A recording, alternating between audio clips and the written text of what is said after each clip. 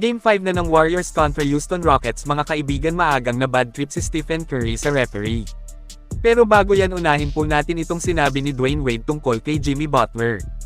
Kung saan iba nga daw po ang nakikita ni Wade ngayon kay Butler sa Warriors, si Jimmy ay kilala naman nga daw nating lahat na isang halimaw sa playoffs, kaya nga daw po ito tinawag na playoff Jimmy. Ayon kay Wade ay itong Jimmy Butler Warriors ngayon ay sa tingin niya kumbaga isang malaking dahilan ito kaya posibleng mag-champion ngayong season ng Golden State Warriors. Hindi na daw po playoff Jimmy ang nakikita ni Wade kay Butler ngayon kundi isang champion Jimmy daw. Sa mga hindi pa nakakaalam, dating magkakampi sina Butler at Dwayne Wade kaya alam din niya kung gaano kahusay maglaro ang isang Jimmy Butler.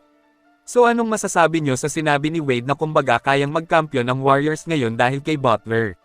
Mag-comment lang po. And patient. Yeah. He's very, very patient. When he get his ISOs, he take them. But also, too, he gives it up to his teammates. He builds a lot of confidence in them. Time of the regular season, the Jimmy that's getting through it.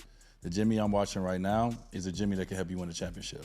His impact on the game, just on the game, bro. Ngayon ay dito na tayo sa Game 5 bakbakan ng Golden State Warriors kontra Houston Rockets. So first bucket ay nakuha ni Draymond Green sa ilalim galing sa assist ni Steph.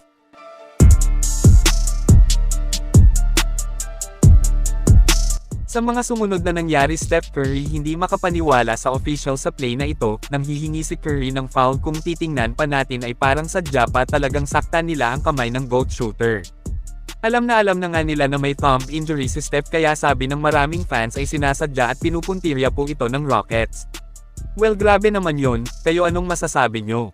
Sa first half pa lang ay tambak na ang Golden State Warriors.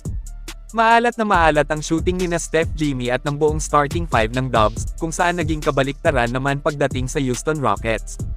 Kasi nagpapaulan sila ng threes. Ganda ng shooting dito ng kanilang veteran guard na si Fred VanVleet, pero kahit lamang ay tahimik lang si Fred, mukhang ayaw ng galiti ng GSW kasi iba sila kapag ginalit talaga.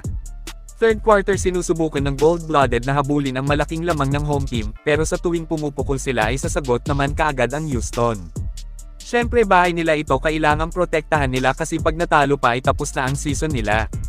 5 minutes left sa third period ay mukhang ibinigay na ni Kerr ang panalo sa Rockets, pinagpahinga na niya ang kanyang starters. Bench na lang lahat ang ipinasok niya habang yung Houston ay siniguro pa nila ang panalo. Hindi pa pinalabas ni Udoka ang starters nila. Early minutes sa fourth quarter, mga kaibigan, na Houston bench versus Warriors bench na ang laban. Dahil dito ay nagkaroon ng GSW at talagang naibaba lang naman nila ang lamang ng Rockets. Kinabahan si Udoka, mukhang nangangamoy comeback ito. Kaya naman ipinasok ulit ng Rockets coach ang lahat ng kanyang starters, sa Dubs bench pa rin ang naglalaro. Ang malupit sa mga bench ng Warriors ay nakakasabay pala sila sa starter ng Houston. Baba na lang sa 14 points ang hinahabol ng GSW.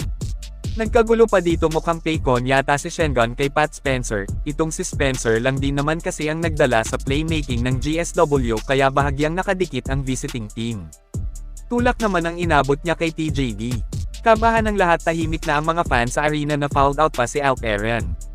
Ngunit sa pagpapatuloy ay nakaligtas po ang Rockets, panalo sila sa huli. May Game 6 pa sa Chase Center.